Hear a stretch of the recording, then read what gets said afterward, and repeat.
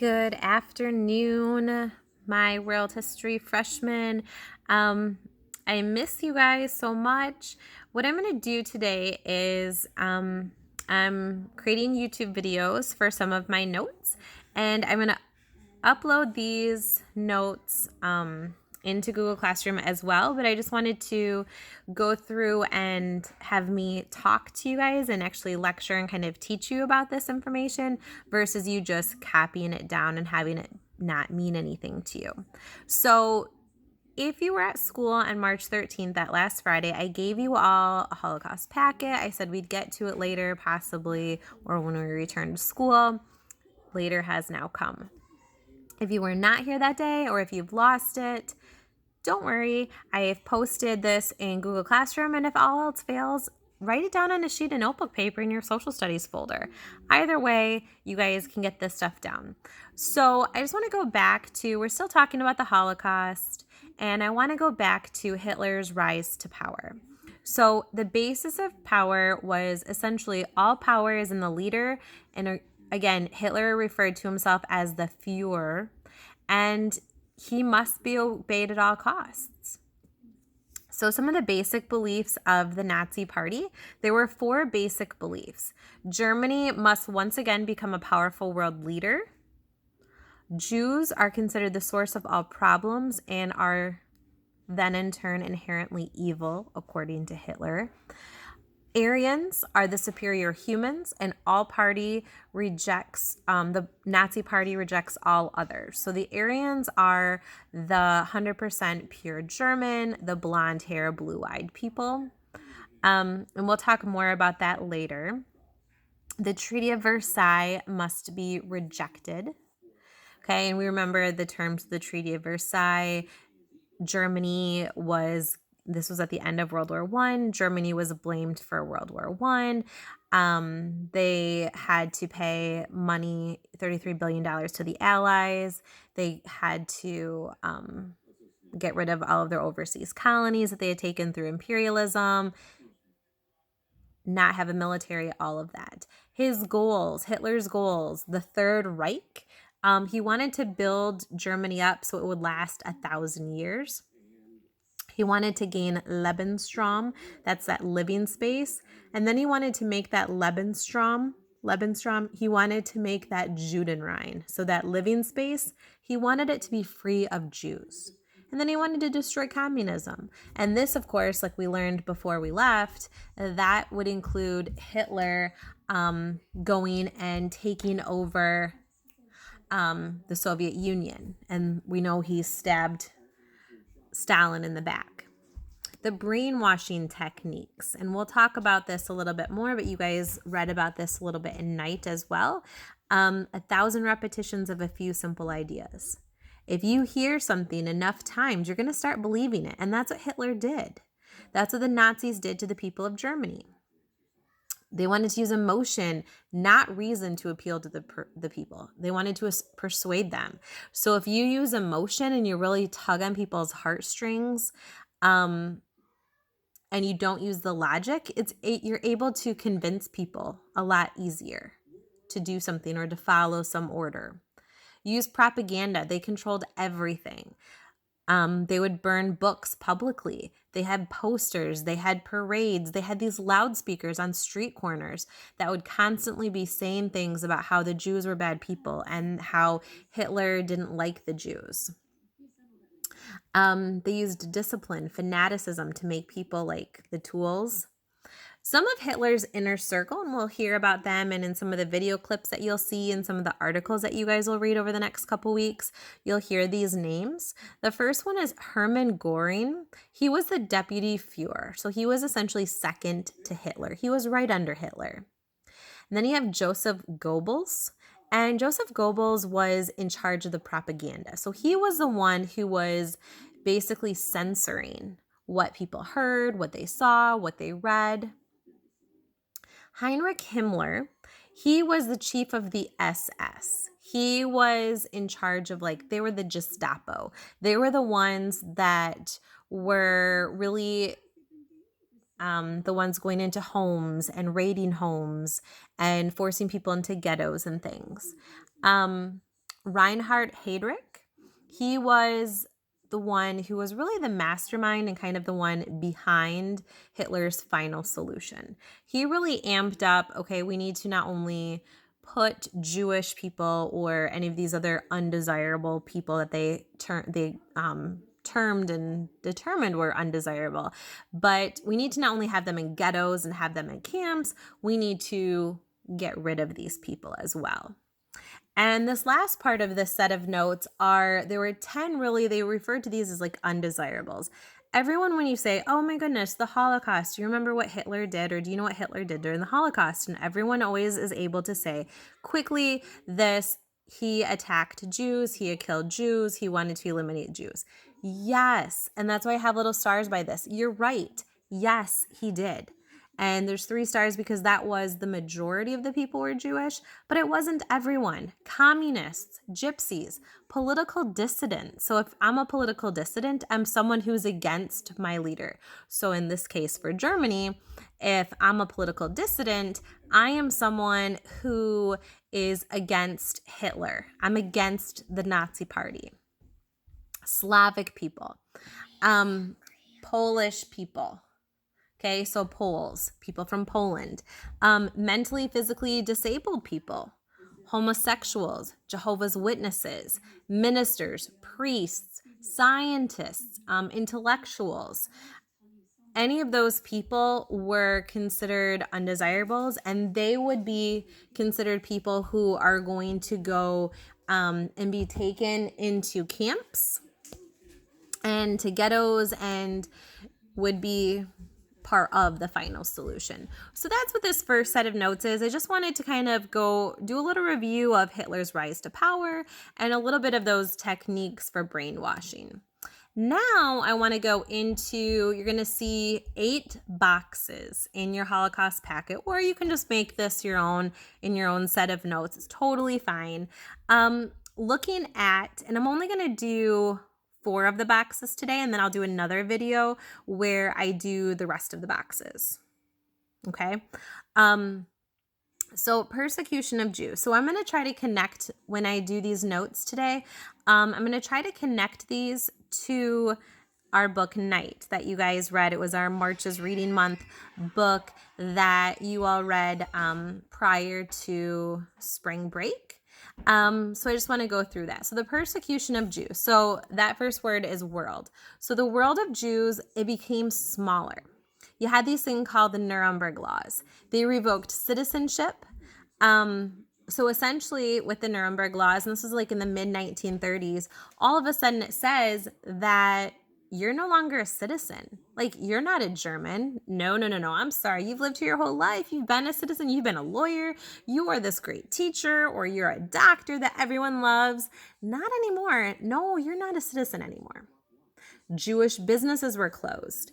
All of a sudden, you may have been this prize lawyer or this doctor or teacher that everyone loved, or a professor everyone loved. You no longer are able to practice medicine or practice law, and you're no longer able to be a teacher. They subjected Jews to curfews. They would say you can no longer go to school or to college. Their passports. Now remember, in Europe you have passports to get to each other country, and because those countries are very close, like our states are, everyone has a passport. Everyone. In the United States, we don't all have passports. I don't have a passport. I've never gone anywhere. But in Europe, everyone has a passport. Okay, because it's very easy to get places. Their passports were stamped with a J. People were proud to be Jewish, so it didn't matter initially until more of these Nuremberg laws and more of these laws were happening. And then people were like, really? And you couldn't change it. It was done. Radios were confiscated. A war was going on. They didn't want to hear what Hitler was saying. They didn't want the Jews to hear what Hitler was saying. They didn't want the Jews to hear movement of troops, of the Allies, of anyone potentially getting closer. And they would also force them to wear the yellow Star of David. And that was a way to easily ID them. So I didn't have to ask someone, or Hitler didn't have to, the SS, someone didn't have to ask me, can you please give me your ID, ma'am? I want to see your passport. I didn't have to take that out of my purse if I had my the yellow Star of David wrapped in a wrap or on a wrap on my arm on the outside of like my jacket or on the outside of my shirt, it was easy for people to be able to identify that I happened to be Jewish. Now, if you remember in the book Night, Elie Wiesel and his family, they had to follow these. And I also, prior to spring break, suggested if you had the ability to, like on Netflix or something, watch the movie The Pianist. The first like 25-30 minutes of The Pianist does a really good job of showing how that family had to abide by these Nuremberg laws and how they were persecuted. And that's why I generally show that, and that's why part of the reason why we read the book. Then from that persecution, then we go to kind of the progression of now they're going to round up these people that they term undesirable, and they're going to put them into ghettos. Now, a ghetto is this area walled off, blocked off of cities that they would force these people to go to. They would grab their birth records, any papers and documents they would take. They believed that Jews needed to be concentrated. They needed to be controlled. And so they created these ghettos. And then the ghettos were a holding place. They were not the end all, this is where you will end up. It was a place for them to go until they could transport them to camps. Okay, so in Poland, and again, if you watch the movie The Pianist, and if you haven't and you have Netflix or you have the ability to watch The Pianist, it's a great movie. I highly recommend it. I usually would only show you guys the first hour of it, but the entire movie is really good, and it's a true story. But in that movie, you'll see the Warsaw Ghetto, and that's in Warsaw, Poland, and that was the largest and really the most notorious ghetto that there was. But in Poland, remember, Hitler had invaded Poland. We talked about that before we left. And Poland became, that was the start of World War II, right? And Poland became under the control of Hitler. And so they created the ghettos there. They created walls around the city to hold tens of thousands of people. There was little food. There was a lot of disease. It was cramped quarters. There was a lot of death. There was a lot of killing for no reason, just to show control and power and to really force compliance by the people. Eventually, those ghettos would be emptied and the Jews would be sent to labor camps or eventually, once they were built, death camps. And you didn't know that. They would tell you, and this is part of the whole brainwashing technique by the Nazis, but they would tell you that you're going to a camp and that they would relocate you, but they would say that it was good and that you would like it and it's going to be better and you're going to have more space and you're going to have more food and you're going to work and you're going to work hard, but hard work's good. So don't worry, all will be good and you'll be with your family and you'll be together and everything will be fine. And so people believed it because why wouldn't you? And they wanted to hope and I guess latch on to hope. So they did believe it. All right.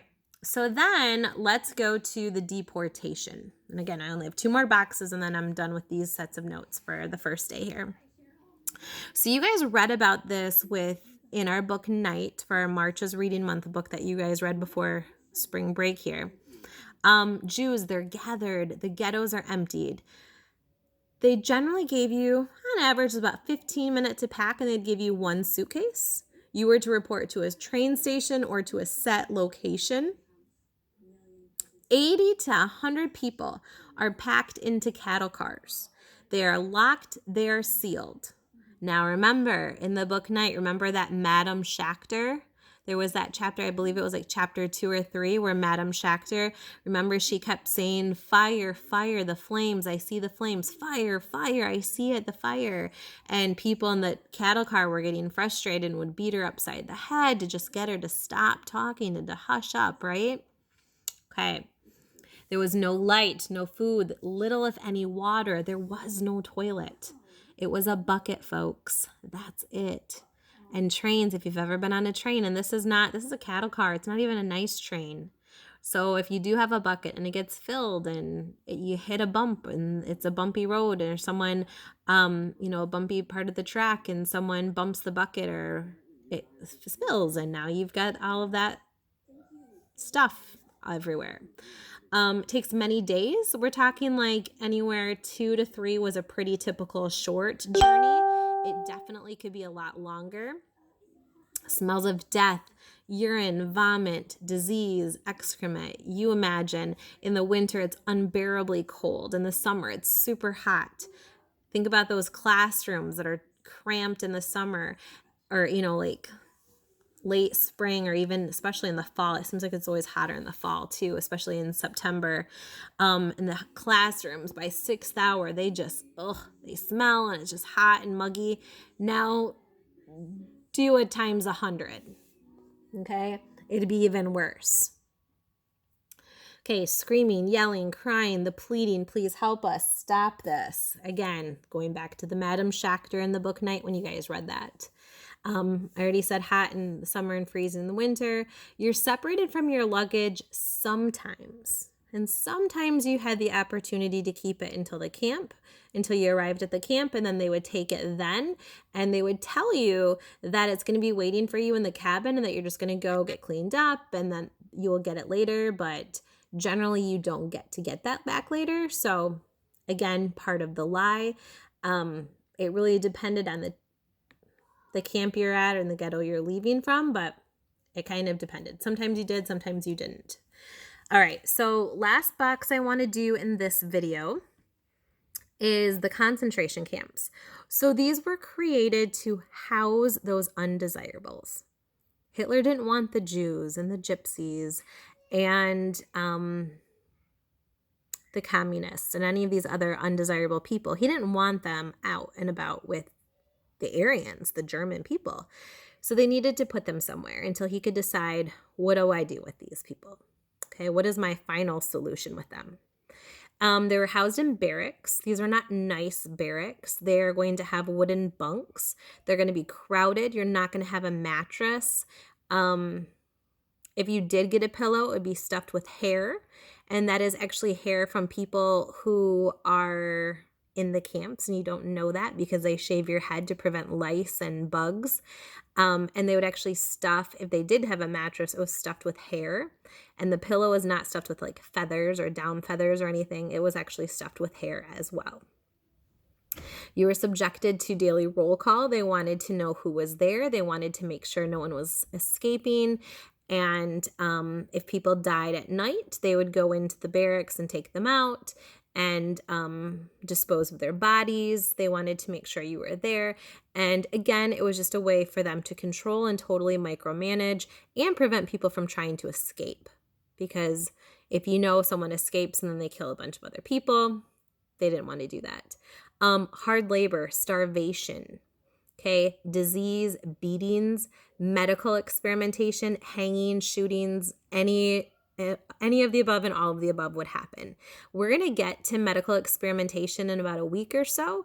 We're going to talk about the notorious Dr. Mengele. He was the angel of death of the Holocaust, and he's the guy who you may have heard before did the experiments on like twins and just did a lot of experiments during the Holocaust to really try to advance. He was a legit doctor. He was a medical doctor.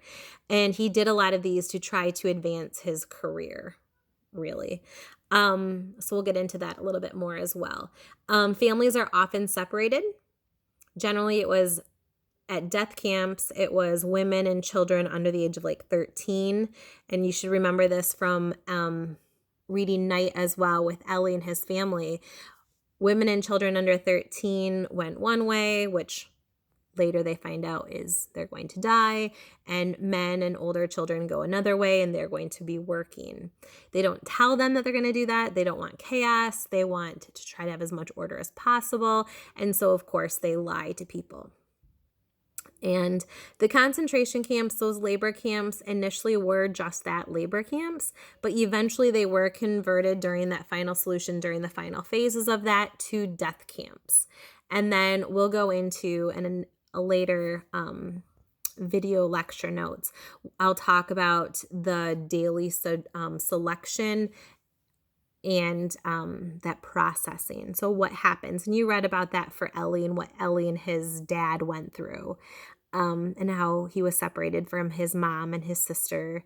And so I'll go into that a little bit more as well and give you some more examples. But I just wanted to go through. So I'm posting all of that so you'll get the last 4 boxes as well. But I only wanted to do that background on Hitler kind of as our review and then do these first 4 boxes right now. I will be posting this again on Classroom for us, and then later I will have a second video for the last 4 boxes of our notes, which talks about that initial selection, the daily selection, the life, and I'm only focusing on the camp of Auschwitz. But it'll be the life at Auschwitz, and then death at Auschwitz, and then how they disposed of the body. So we will get to that in my next video that I will be also posting on my YouTube channel that I just created, and we're going to see how this works. But yeah, so this is our first set of video notes. So again, if you have the Holocaust packet for your notes, you can totally just write this out and fill that in into those boxes, and you have that. If you don't, I do have it posted. If you have a printer at home, you have access to that. Totally print that out if you want.